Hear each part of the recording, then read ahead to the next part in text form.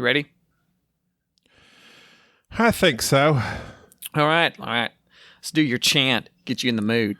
Got to get you in the mood. It doesn't really work for me. It doesn't work for me at Walmart. It works. This is going to work. This is part of it now. You need to get in the mood to podcast. Give me a board. I just don't think my dad ever said he loved me as much as I wanted him to.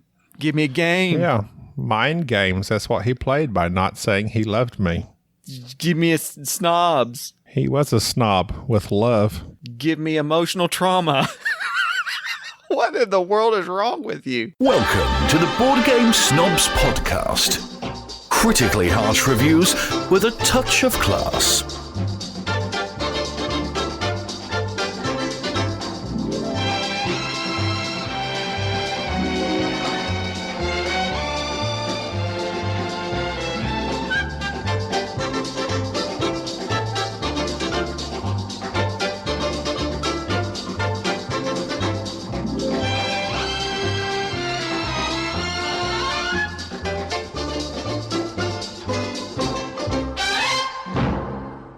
Go, Jerry. Welcome.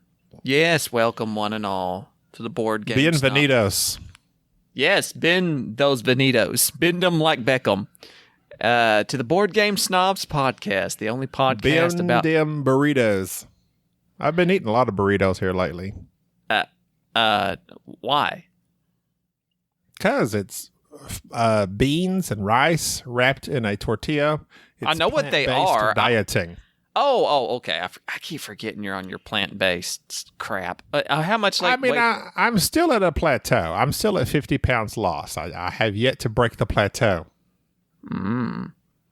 Well, that's not really a. 50 pounds is nothing to at. That's a great. It's not a thing that makes you go. No, but that's a significant amount of weight. I'm very proud of you for losing that. It is, but I don't like to brag. I prefer to quote people who have said complimentary things about me. That's what I like to do. And so that way, you're doing awesome. Thank you. Says so and so. Your willpower is unmatched. Unquote. Says anonymous. Yes, that works well. Just keep those compliments in your back pocket. So whenever you need them, just whip them out and say, not to brag or anything, but. Well, you're not. If you're quoting someone else, you're not bragging. Right? About yourself? I mean, they said it about you. So it must be true. Exactly. I don't know. Okay, what you don't know what to say. That's what that's your go-to. That's your go-to thing. Well, this makes me uncomfortable. This makes me uncomfortable talking about you. I'll just say it. I'll just say it because I feel like I am really the driving force of your weight loss. Because if I had not fat shamed you for all those years, you wouldn't be trying to lose weight. So I feel like this is negative reinforcement does work. You're just like my father. Right? Yeah. Call me daddy. Call me daddy. And the circle is complete. Yes. This is something random that popped into my head, and I wrote down in my journal. And I have you ever written anything down, and then you're like, what in the world did I mean by this? I don't have a journal because I'm not a 13-year-old girl. But go ahead. Well, I do. And I wrote down brick and Mordor. Not brick and mortar, but brick and Mordor.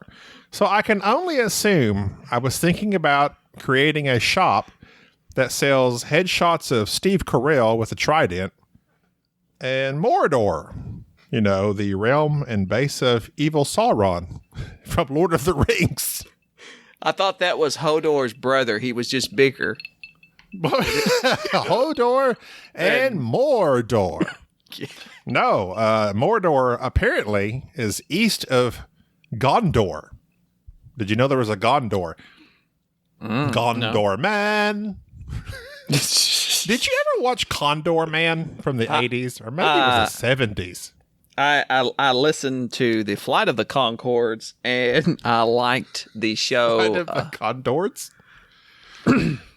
There was an old movie called Condor Man. He was a superhero. It was super cheesy. Basically, it was a dude in a wingsuit, and like that was his superpower. Reckless endangerment.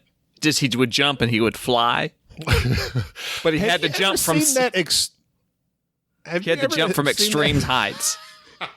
That's why I hate internet podcasting.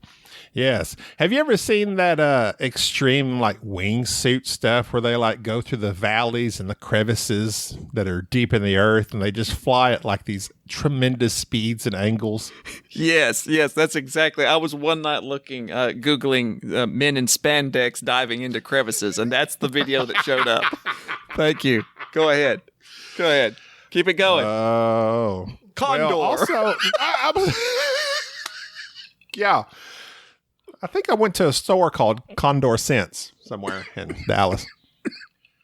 Also, upon looking more into Mordor, I've seen the movies a long time ago. They're kind of not too. There's a lot going on in those movies, but I always found some of the stuff just very on the nose.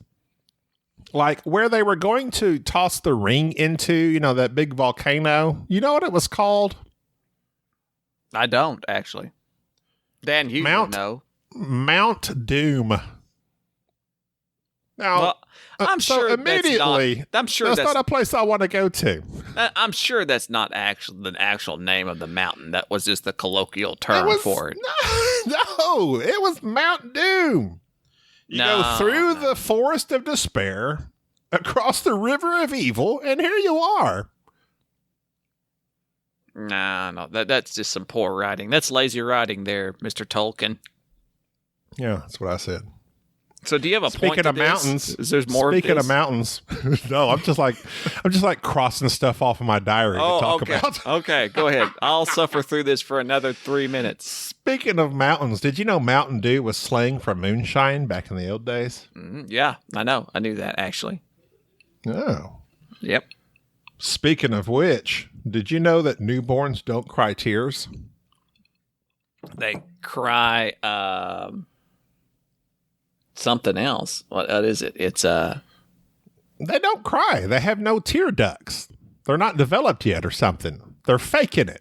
Crocodile tears, that's what they're crying. Stupid babies. Just looking for attention. Yeah. Oh, this is premature awareness. Hang on a second. Is my microphone plugged in? Oh, it is. Yes, I can hear you. I'm sorry. I started early. This is premature awareness month for the babies that are born premature and the complications that are of that. Premature awareness day. I'm sorry. That's what. That's today. That's today or yesterday. The irony the irony of being late. It's Wednesday. The irony of being late talking about premature awareness day is not lost on me. But at the office, that was like a thing. Like it's, in the healthcare industry, there's all these weird days that like remind you about, they try to prompt you to think about, this is the day that it's Scleroderma Awareness Day. Do you know about scleroderma? Okay, here's some stuff we need to review on it. And Yeah, she starred in the Mod Squad. That is a terrible joke. And fortunately, people with scleroderma are thick-skinned enough to take it. Oh, dear God, cut that out. Whatever happened to her? So we should probably just stop. We need to do this tomorrow. We can't do much editing. We can't do because this has got to go out stat because we're way behind. Okay, so what are we even talking? Did you know that King Tut? Did you know that King Tut's parents were likely brother and sister? Mm-hmm. Mm-hmm. They tested the mitochondrial DNA of the mother and determined that the mother was the sister of the previous pharaoh, Akhenaten. I think that's correct. Has to be. Known to be Tutankhamun's father. Is it Tutankhamun or Tutankhamun? Tutankhamun. And so he had that in common with his brother. Tuts. Well, what do we have in common, boys? Well, we got Tuts. Our dad is also our grandpa. Oh, no. Speaking of which, so they don't know if his mother was the famous Nefertiti or not, but due to this, Go ahead. Sorry. I thought I misheard you there for a moment. Go ahead. So due to this, Tut had a number of prominent. I'm just stating the facts here. Due to this, Tut probably had a number of prominent physical disfigurements, unfortunately, due to the incestuous relationship. His nose is blown off. So it says his mother was likely the famous Queen Nefertiti, who also might have been Tut's mother. Essentially, Tut's wife was certainly his half-sister, possibly his blood sister, and maybe even his stepmother. Okay. This is interesting. That's great. Is this all off bestlife.com? where can I go? This is off of my other favorite website, ranker.com. Oh, We're right. fixing to get to Best Life here in just a second. Well, I can't wait. I cannot wait. According to bestlifeeveronline.com, the Ethiopian calendar, based on the Ethiopian Orthodox Church, believes Jesus Christ was born in 7 BC, which is 7 years previous to the current calendar. So the Ethiopian calendar is 7 years late. They're in 2013. That means they're not experiencing what we're experiencing right now. No. That's how that works, obviously, right? That's like Tenet. They're going backwards. They're backwards in time. This is a pincer move by the Ethiopians. Back in Ethiopia, I've only played Catan for the first time. We should do some Anachrony style stuff and send stuff back to them. Like a calendar. How about that? How about a drugstore calendar? A shipment of masks. Did you know pieces of the same metal become permanently stuck together if they touch in space? I knew that. I got to thinking of that. Not that, but about Anachrony, because somebody posted on that Facebook group that I'm in that talks about board games, the board game group on Facebook. I was about to say, not ours. Not ours. No, we don't talk about board games on ours. But they were talking about Anachrony, and that mechanic of being able to borrow things and then send them back into the past, I got to thinking, and this is a thought experiment for you. Oh!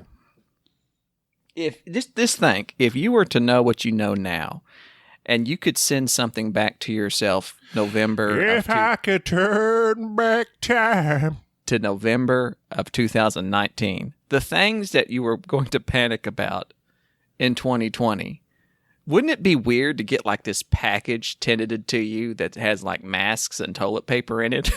Just like no explanation. This will help you in the upcoming a mask and toilet paper. Someone obviously has a real sphincter problem, would be my guess. Something's awry. Something's let's see. Let me power through this because I've had some of these things in my diary. I'm sorry I interrupted you. Continue on with my thought experiment pushed to the side.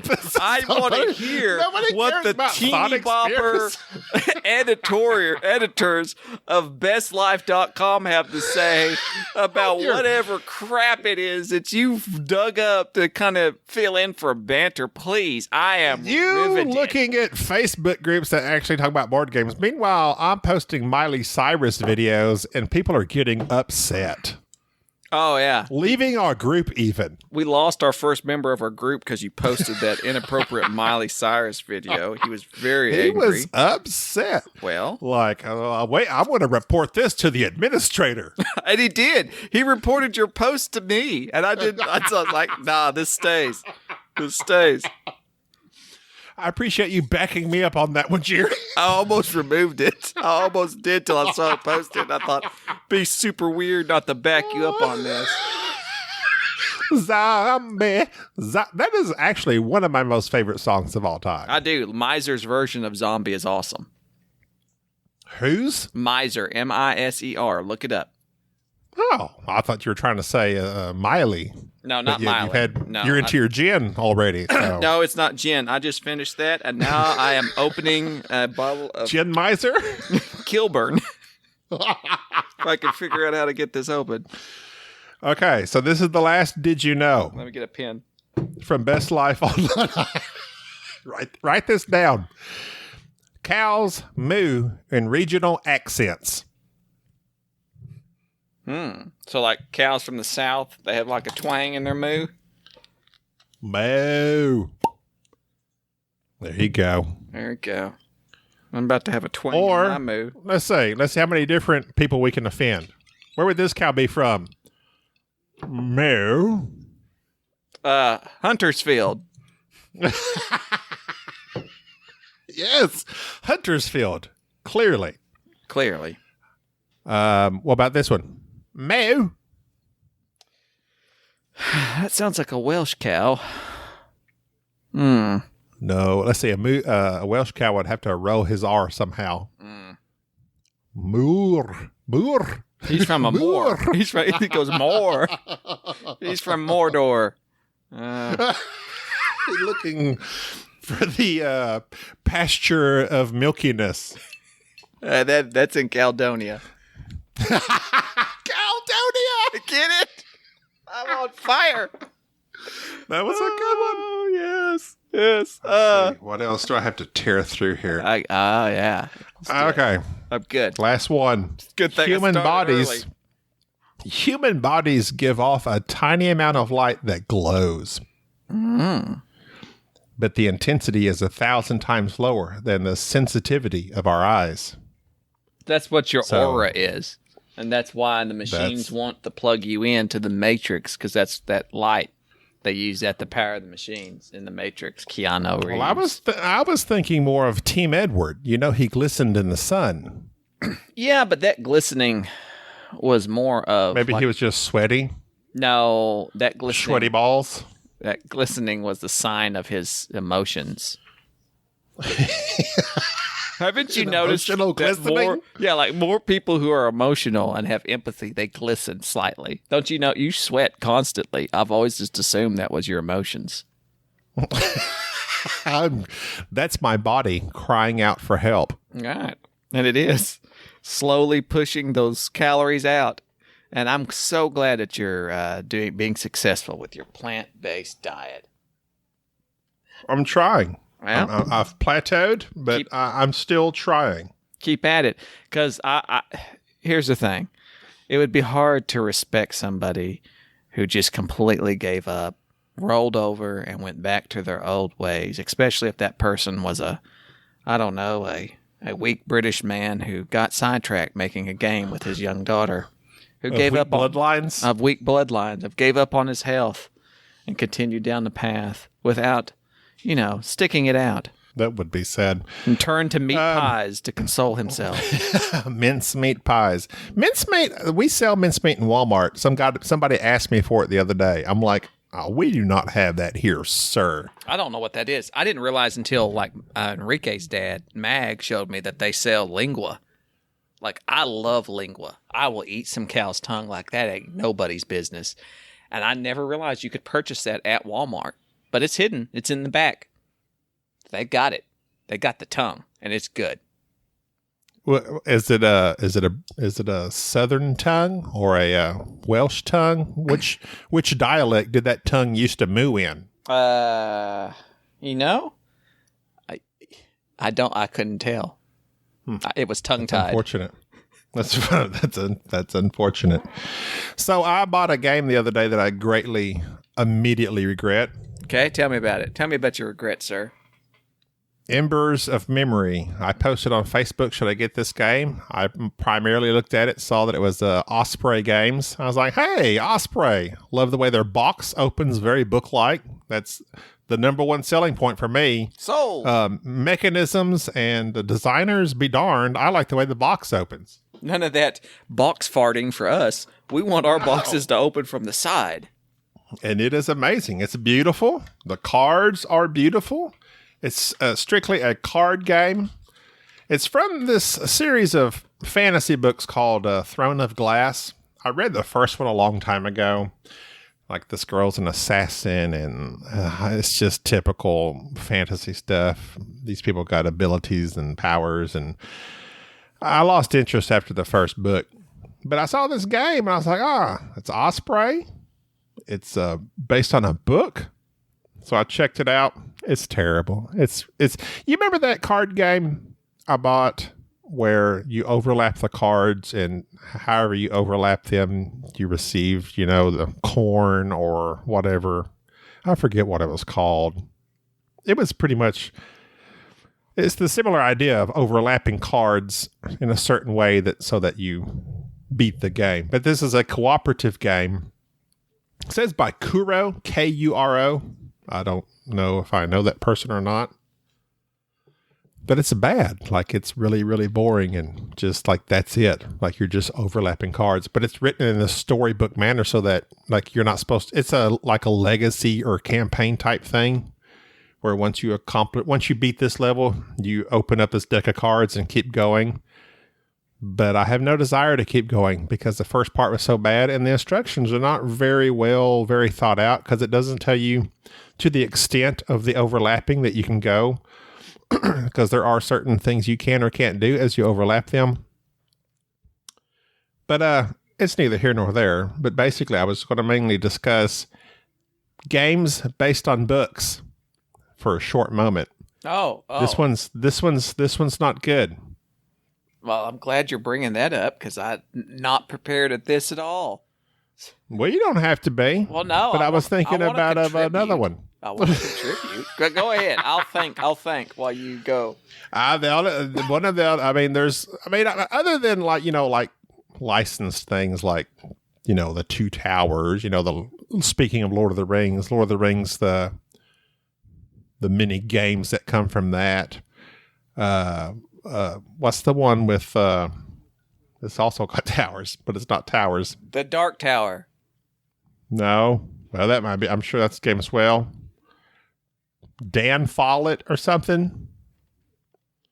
Is it Follett? Oh, are you talking about the it's an old book. Pillars of the Earth. Pillars. Yeah. He also did a follow-up game of that, of Column of Fire. And I've played Pillars of the Earth and Column of Fire and didn't particularly care for either. I sleep on a pillar here in the South. I got my hand between two pillars. Those aren't pillows. They're supposed to be remaking that. Did you know that? Who could remake Plane, Trains, and Automobiles? Will Smith and Kevin Hart. No, sorry. It's not going to happen. That's what I said. That's not good.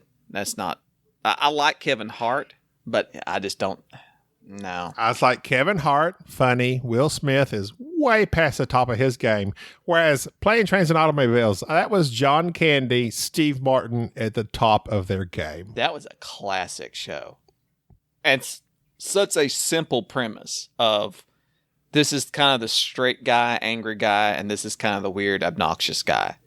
I mean, it's pretty much me and Enrique. The funny guy and the straight man. Yeah. Bud Abbott and Lou Costello. Pretty much. But no. Traveling across the country. There's a game that they need to make. Plane, Trains, and Automobile. It's a co-op game where one person is trying to get across from point A to point B while the other person is doing their best to hinder them. Or podcasting the game. Where you're trying to do a game and I keep interrupting you. Pretty much. Speaking of games based on books. This is not a book, but Black Sonata was written. Speaking of games based on books, now this isn't a book. So right. Then what's the basis? Well, it makes me think of books, makes me think of Shakespeare, because, he wrote plays, and those are kind of like books. Okay. So they eventually turned them into one hundreds of years later. Sure. I read Romeo and Juliet. Not Romeo and Juliet the play, but Romeo and Juliet the book based on the Leonardo DiCaprio movie, which was good. Anyways, Black Sonata, this hidden movement solo game, still love it, by the way. Still love it. Oh, and that reminds me. Chad Elkins. Thinking of books makes me think of Shakespeare. It makes me think of Midsummer Night's Dreams makes me think of forests. With forests make me think of wood, which makes me think of Kingswood. Chad Elkins sent you a copy of Kingswood. I need to get that to you some point in time. Hello. Sorry. I left while you were talking for a split second. Please don't be offended. No, never mind. Never mind. I'm glad you didn't hear what I just said. It's okay. I heard you say something about you got to get something to me. So I'm expecting something. No, I've kept it. It's fine. Continue on. The Expanse, the board game, based on a series of books that you have on your shelf that you haven't read. Well, there's 3 of them sent to me by Soul Train. I'll tell you what. I'll bring you the thing. Superboard Sunday. I'll bring you the thing of the Gateway Network. Is that still a thing? Are we still in the Gateway Network? Is it still in existence? Gateway Network. If you're interested in mediocre podcasts, don't listen to the Gateway Network, because the Gateway Network is nothing but finely edited, highly tuned, curated podcasts and other board game media. The Gateway Network is that's your home now. Who's in the Gateway Network? Me. And you are. And I am. Yes, and you can check out anytime you want, but you can never leave the Gateway Network. I tried to get out, but they pulled me right back in. I need to bring by your house, and I'll wipe the COVID off this thing that Chad Elkins sent you. I'll bring it by your house, and I want to get those Expanse books because I'd like to read them, if you don't mind. I've been in the mood to read here lately. Whatever. I'm reading them. You're not going to read them. They've been sitting on I am your reading shelf. them right after I get done with my latest issue of Archie and Jughead. Oh, Jughead. What game are we going to talk about here today? Well, the first one I was going to start off with was the last time me and you managed to get together. So many moons ago. We played a couple of games. Unmatched Cobble and Fog, which I did not know was Rob Davio. This particular one's Rob Davio, Justin Jacobson, and Chris Leader by Mondo Games or Restoration Games.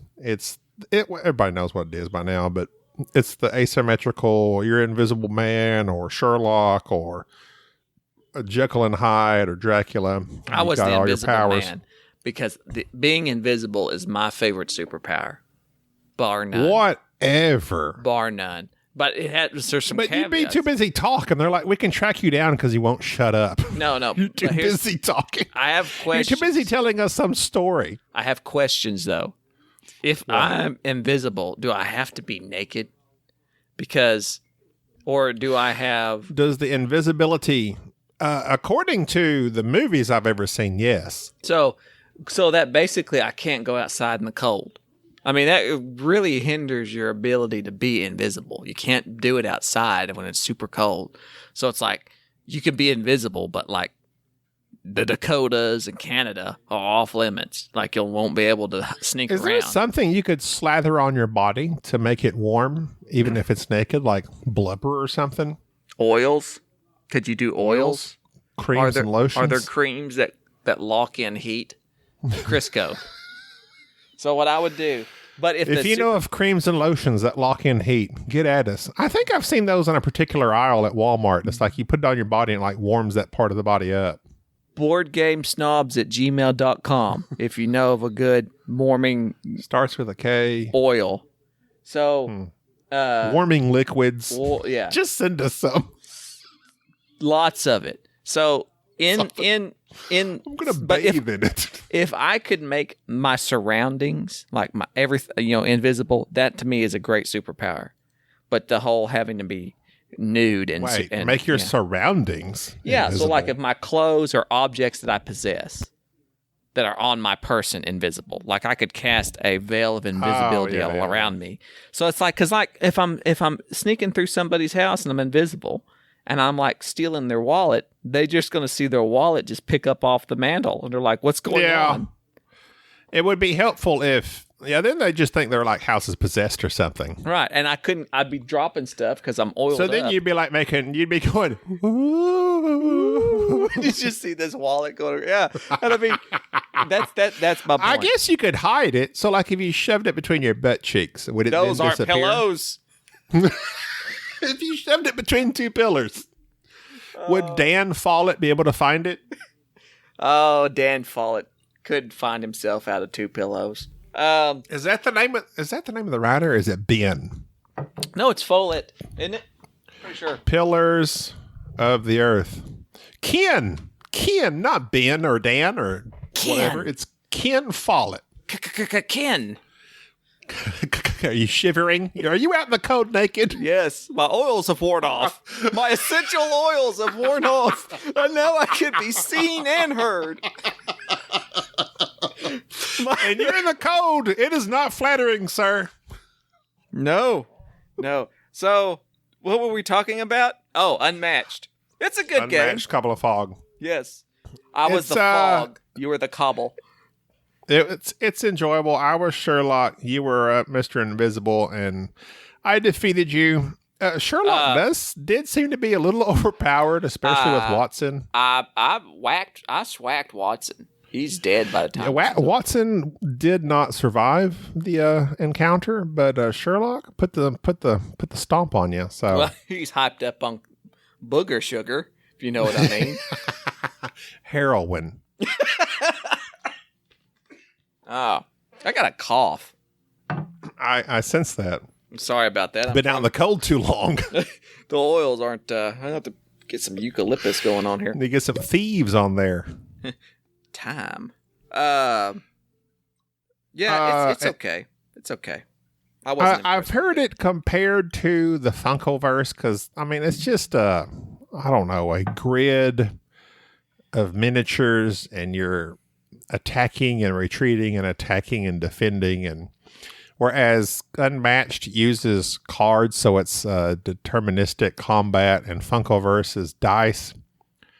Now I will say this, and you didn't play this game, and this is about Unmatched. So if you like Unmatched, and you like that card play, there was a game that didn't catch a lot of attention that's very similar in this grid style combat game. I believe me and Enrique played it, and I think I even talked about it at a previous podcast in connection with BGG. It was Judge Dredd, made by none other than Martin Wallace, and he uses a similar card mechanic.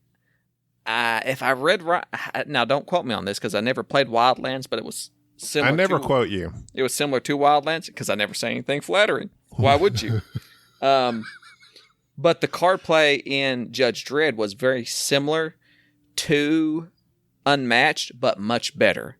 So each card, yes, each card activated one of your 4 fighters, but it did something each different with each fighter. So it's like, oh, this card is really good to move my scout, but it also lets my heavy attack really hard.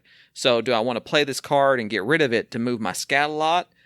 But I'm also playing it and losing the opportunity to have a really good attack with this other character. So you're managing 4 characters with 1 deck of cards. Really cool. Matter of fact, I think I told Enrique, like, he really liked Adrenaline, the old game, like one of the first games we ever reviewed. Good Lord. To me, Judge Dredd fixed Adrenaline. It was an excellent game, neat little minis, and of course it's Martin Wallace, and I'm a huge fanboy. So I would just say, Martin! If you like Unmatched and you want something... If you like Unmatched, you'll love Judge Dredd. Yeah. Look it up. What's the next game? The components in Unmatched were really good. I had fun. Yes. If your painting was a little more precise, I would have you paint my miniatures. Yeah. The miniatures are a little small, but they're washed. And so they have a nice little bit of detail, but my hands are just too shaky. Your hands are shaky. But Unmatched, it's okay. It's not really our thing, having a 2-player combat type game. I like those games. I prefer games that are quicker, more like... for some reason, when it's a 2-player game, do a fast card game? Yeah, it's like Airland and Sea? Or... Yeah. or what's the one we love so Blitzkrieg, much? Hanamakoji? or Hanamakoji, something like that. Oh, speaking of which, Shot and Totten coming out with a expansion, but I believe it was called Shot and Totten too. Like, yeah, they're coming out with another it one. has like one's a defender and one's an attacker. I found that very intriguing. It's supposed to come out, I guess, in November. It's on pre-order on Cool Stuff right now. I really want it because I love Shot and Totten. But yeah, I'm curious about that. But yeah, if it's a 2-player game, Cobble and Fog is a little, like you say, it's almost a little too long for what it is. To be completely honest, other than I enjoy the miniatures, I enjoy the cards, they're very nice. I'll probably sell it. Really? Does that offend you? No, nothing offends me. Thick skin. Because I have Funko. I have Funkoverse. And Funkoverse is more collectible. They're coming out with a Darkwing Dunk expansion. Darkwing Dunk? Have. Darkwing Did I say dunk? I don't know, but it sounded like it. But then I again, think I did. I think I may have said dunk. Darkwing Dunk. That's when you go to Chicken Express. You order the thigh. So that's, your wing. That would have clearly been the wing that you would order, not the thigh. It's not dark thigh dunk. It's dark wing dunk. Dark thigh duck. That's his partner. There's Darkwing Duck, and then there's light thigh dunk. No, that would be the breast. The light thigh, the light breast. But anyway, they're making a dark wing duck expansion. I freaking love Darkwing Duck. They're going to reboot him apparently on, I don't know if it's HBO or whatever, whoever's holding all the DC Universe stuff. I don't know why I said DC Universe because he's Disney. Anyway, it's too late. I've dipped into the vodka, maybe a little too much to go over this, but I'm very looking forward to the Darkwing Duck expansion to Funkoverse. Funkoverse has all these characters. I mean, they're going into, whereas Unmatched, they do have like all these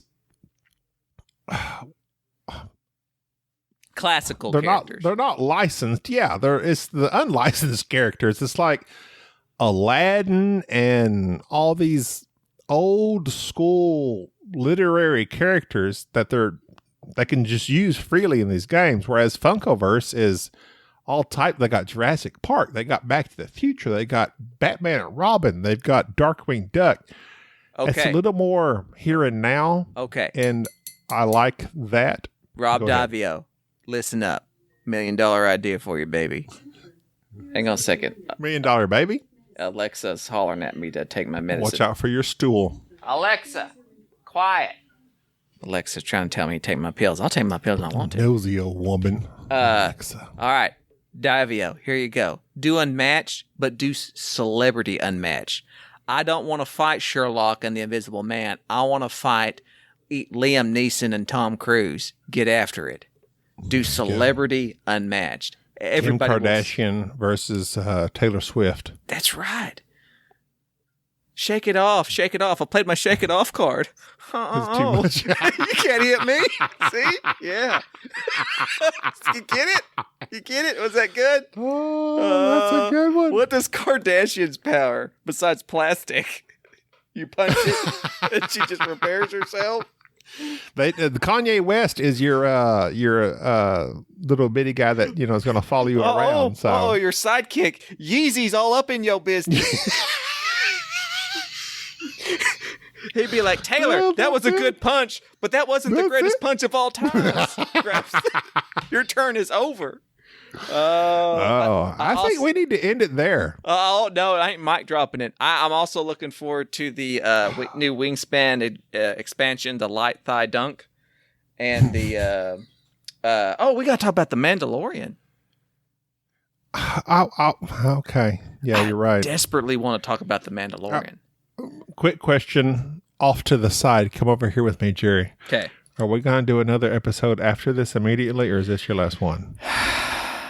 Because if we end it here, we can do another one, or we go into Mandalorian. No, we got to go into Mandalorian now. and then we'll do another one. Okay. I mean, I'm up for another one. I don't have to wake up at 4:00 no more. Okay, so let's do the Mandalorian right now. Okay, Mandalorian, go. Okay, so I Mandalorian, albeit I was sleepy during this number 3 episode. So I remember Katie Sackhoff, and that's pretty much it. Okay, so her character in this is the character from the Clone Wars, and she did the voice of this character in the Clone Wars, and so it was I did not know that. So it was kind of neat. You're ahead of me. Yes, so she was like the female Mandalorian that's why that episode was called The Heiress, because she was like the one trying to take back the throne and be the big bad Mandalorian. I don't hardly remember the Clone Wars because I watched it with my kids, and all I remember is just it was a cartoon that I could stand and actually really enjoyed. I hear Rebels is better.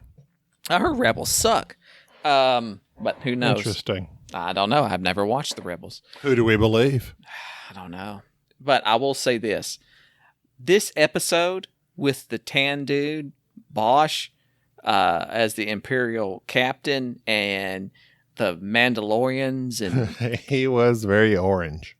Yeah, I loved that episode. Like, that really got me. The frog lady, the just everything about this. They have just knocked Mandalorian out of the park doing these little episodic adventures.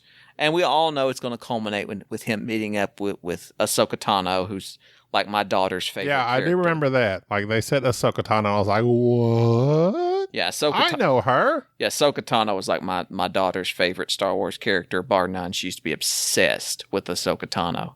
And so this is going to be like a neat thing to see this live action, so to speak, version. And man, it's just, I'm having to think, is this Star Wars? Like, I know it's set in the Star Wars universe, but it has such a different feel from the Star Wars movies. The Star Wars movies were always focused on this overarching plot with the Force and the Jedi, and really the smartest thing Mandalorian has done was kind of extract itself from that, focus on the lore and different aspects of Star Wars, and to me it's just done a fabulous job. You know, I was thinking about that the last episode when they fought the ice spiders. When he said, "May the Force be with you," I was almost like shook. Because I thought, oh yeah, this is a Star Wars thing. It's like you forgot. Because he has not said anything. Like, I didn't even know he knew of the Force. Because like, they haven't made reference to it as of yet. Right. So that kind of shook me. I'm like, oh yeah, that's where we're at. Because I was just in this whole world of it's just Mando and little baby Yoda, and I'm all for it. And so, also, this particular episode was directed by Dallas Bryce Howard. Yeah. And so she did one of the episodes. She did the Sanctuary episode the one where he's like the Magnificent Seven with the Walker and everything. With with the village and Gina Carino, which I really like her. Man. So Dallas Bryce Howard. I think you should say you like her character because the person herself is in very much question these days. Is she? Is she doing stupid stuff? She's apparently just not a very, Did she get canceled? It's one of those Twitter things. It's a Twitter thing. Oh, I'm not on Twitter. Just say you like the character. So am I not supposed to say I like her? Because I'm not. I don't know. Depends on whose side you're on. Very political, blah, blah, blah. I'm like the character. I'm on my side. And my side is what is what is her name even? Cara Dune. Cara Dune. I like Cara Dune.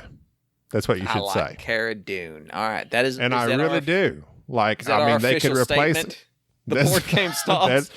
Board game snobs. Pro Cara Dune here. Are pro Cara Dune. All right. Okay. Gotcha. So, yeah, I really think Dallas Bryce Howard has just done a great job directing. And it's a shocker because I looked her up on IMDb and she doesn't direct that much. She's daughter of Ron. Come on. I know, but she's blood. not like you just don't direct and then all of a sudden you've never directed and all of a sudden it's like, oh, I'm going to pull this off. It's just she got it from her father. It's a genetic thing. She inherited directing. She knocked it out of the park. She is knocking it. I wonder out of the when, park. I wonder. Let's see, how old is she? If we can figure out how old she was and what movie he directed. She's born in 81. What did Ron Howard direct in 81? He probably wasn't directing in 81, was he? He may have been. What was his first movie? Ron Howard? Well, he did A Beautiful Mind, which was awesome. He did Arrested Development. He did Apollo 13. It did Apollo.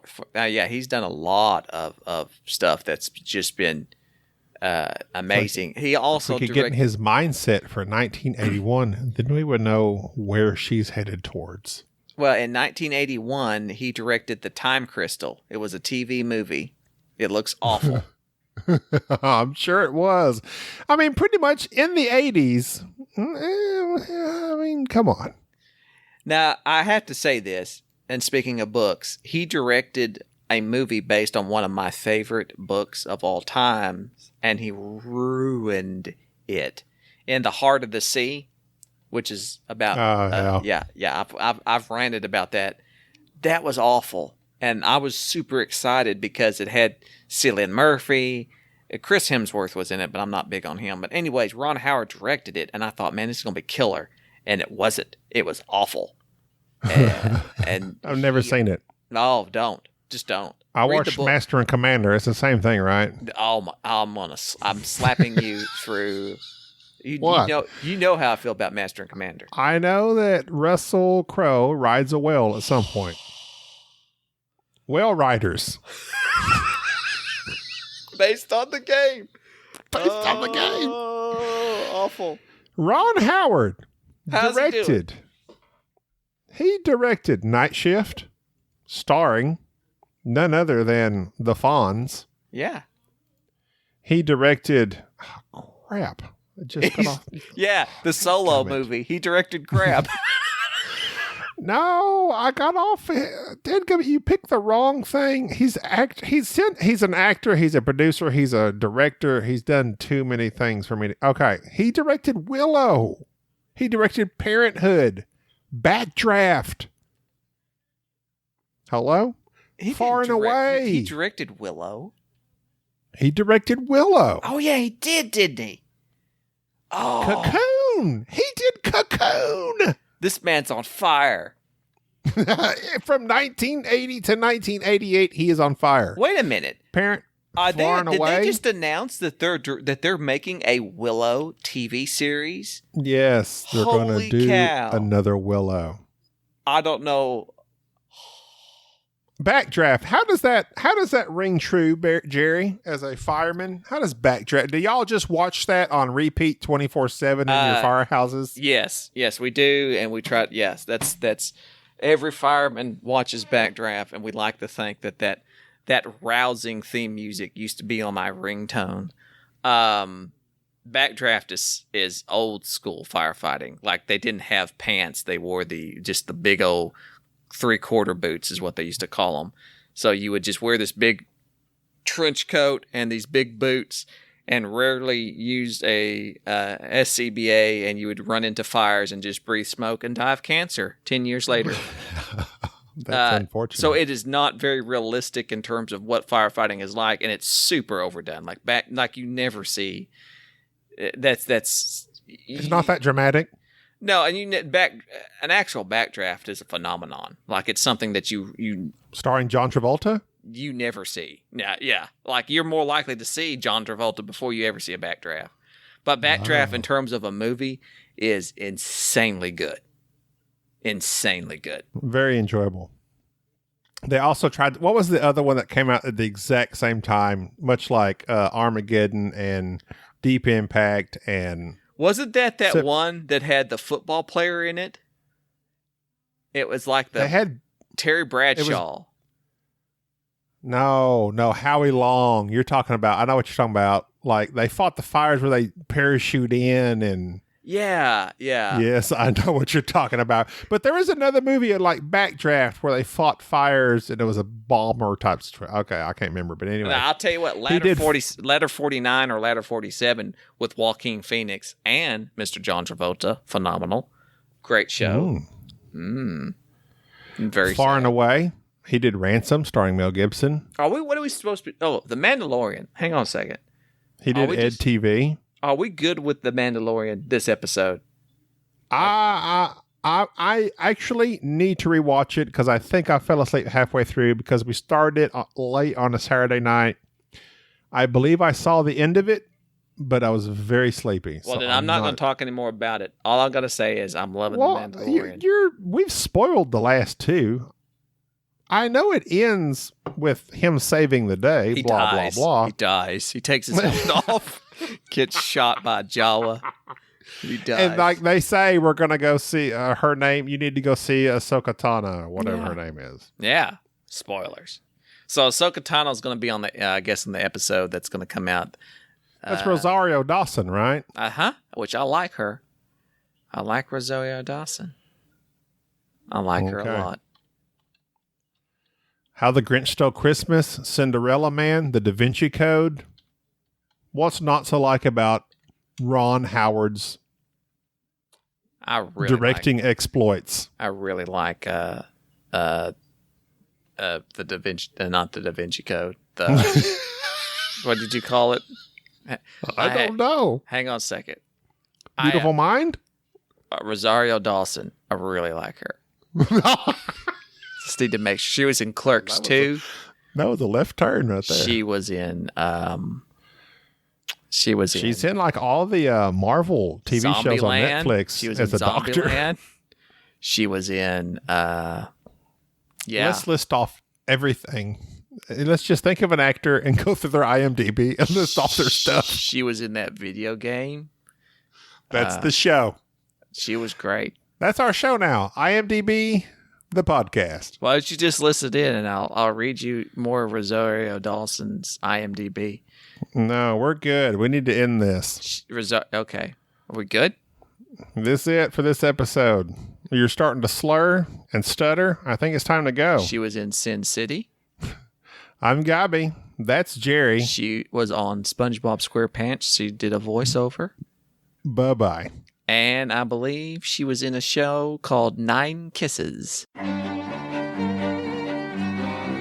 Thank you for listening to the Board Game Snobs. Stay classy.